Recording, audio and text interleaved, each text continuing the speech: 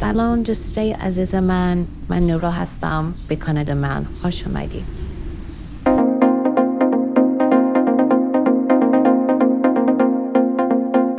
امروز میخوام در مورد یه موضوع مهم باهاتون حرف بزنم که میتونه کاری کنه دیگه تو رابطه‌ای که داری این صدمه نبینی. اونم تشخیص پرچمای قرمز کوچولویی که اغلب توی شروع رابطه همون نادیدشون میگیریم و ازشون غافل میشیم.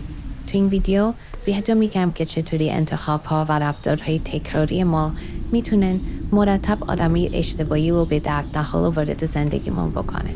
اما قبل از اینکه وارد این بحث جذاب بشیم میخوام یادآوری کنم که لطفاً کانال منو سابسکرایب کنید، زنگ اعلانم بزنید تا ویدیوهای من رو در مورد رابطه‌های عاطفی از دست ندید. خب دمتون گرم. حالا شروع کنیم.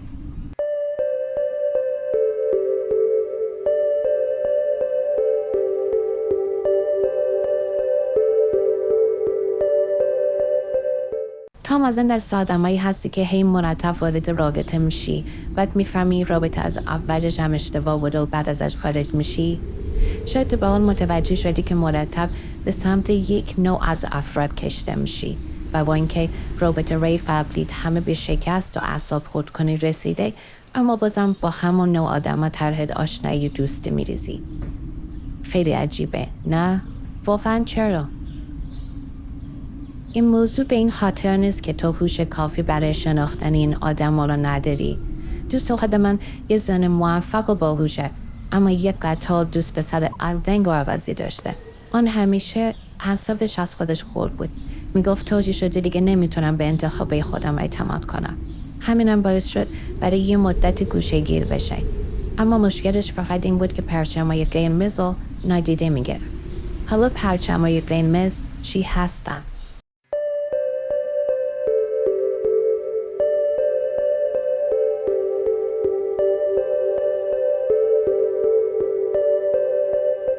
پرچمای قرمز تو رابطه‌های عاطفی و دوستی‌ها اون چیزای مهمی هستن که بهت نشون میدن آیا این رابطه خوب و قویه یا نه.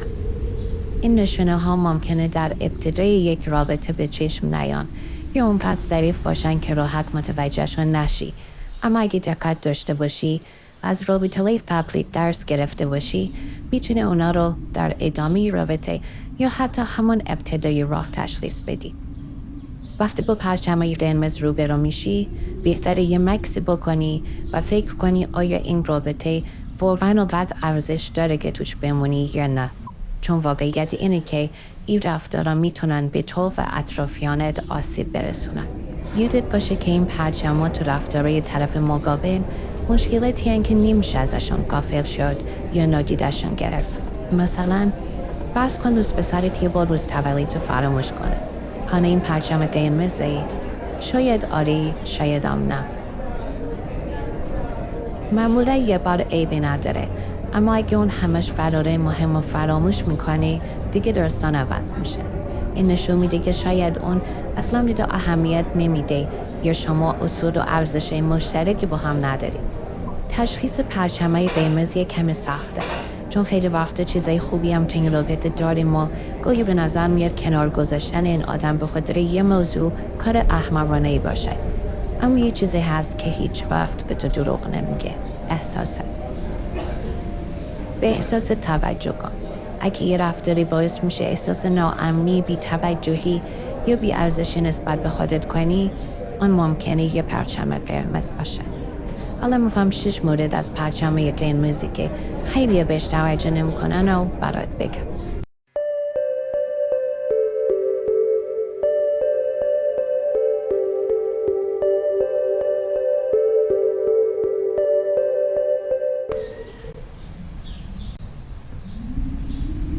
البته این پرچم قرمز اون موقعی گفته نمیشه که طرف خیلی زود از زمان انتظارت بهت گفته دوست دارم یا خیلی زود به فکر ازدواج میفته. این پرچم قرمز به اون وقتی گفته میشه که طرف بعد از 1-2 بار قرار ملاقات با شور و حرارت میگه اگه نبینمت میمیرم، یا اگه تو نباشی خودم میکشم، یا از تو انتظار رابطه جنسی داره.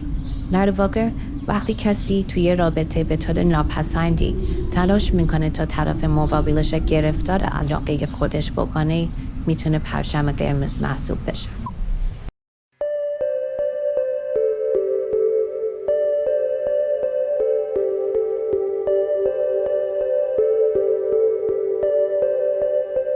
قبول دارم که بعضی از رابطه ها خیلی بد تمام میشن و تا مدت زیادی آدم ها نمیتونن درباره اون طرفی که ترکشون کرده راحت حرف بزنن. اما اگه دوست پسر یا دوست دختر جدیده، هر فرصتی که به دست میاره همه کسایی که باهاشون تو رابطه بوده رو دیوونه خطاب میکنه، ازشون به شدت عصبانیه، سرنخیه که باید بیشتر بهش فکر کرد.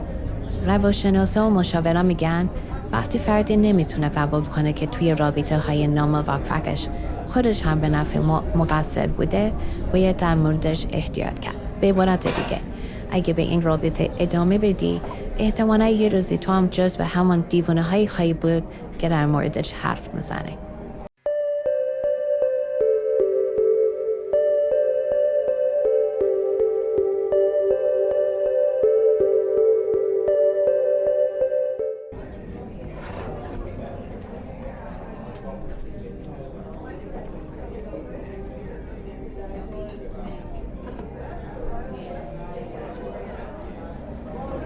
البته همه ما ابتدای دوستی میخوایم خودمون رو بهتر از اونی که هستیم یا دست کم در بهترین حالت موجودمون نشون بدیم. اما بین ارائه دادن بهترین خودت و دادن اطلاعات قدرت تفاوت زیادی هست. مثلا فرض کن یه نفر تو پروفایل دوستیابیش مینویسه من عاشق ماجراجویی و سفر هستم، در حالی که خودش فقط آخر هر هفته برای پیاده روی میره و سفر زیادی هم نرفته. این ارائه بهترین خودشه، چون واقعا به ماجراجویی علاقه داره و تجربه های سفر براش مهمه. حالا فرض کن همین آدم تو پروفایلش مینویسه من یه جهانگرد حرفه‌ایم که هر ماه توی کشور جدید زندگی میکنه. این آدم داره اطلاعات غلطی به تو میده، پس شاید بشه نتیجه گرفت اون به واقعیت اجتماعی خودش پایبند نیست و ممکنه این موضوع در آینده مشکلاتی برای تو به وجود بیاره.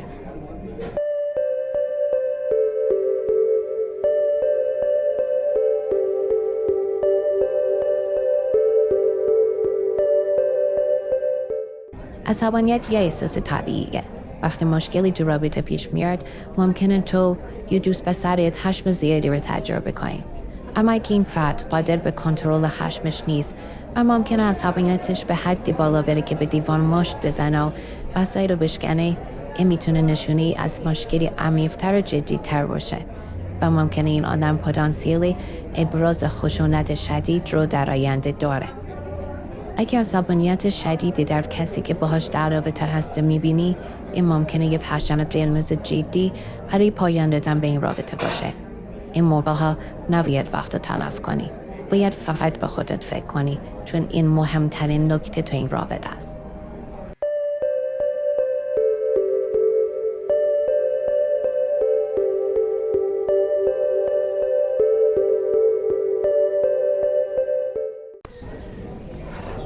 به پرچم قرمز توجه کن.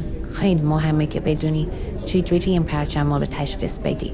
حتی اولش اینه که رفتار سمی این افراد میتونه انرژی و خوشحالی تو رو ببله و افسردت کنه. اما خوبیش اینه که میشه این آدم ها رو از همون اول هم تشخیص داد. امیدوارم چیزی که گفتم برات مفید باشه و بهت کمک کنه تا پرچم قرمز رو تو رابطه تشخیص بدی. شما هم پرچم قرمزی که میشناسین رو برام کامنت کنید. این ویدیو رو برای کسی که میدونید دیدنش به نفعشونه به اشتراک بذارید و لایکش کنید.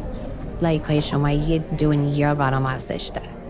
مثل همیشه یادتون باشه مسیر عشق راهیه که ارزش پیمودن رو داره و تا ویدیوی بعدی خدا نگهدار.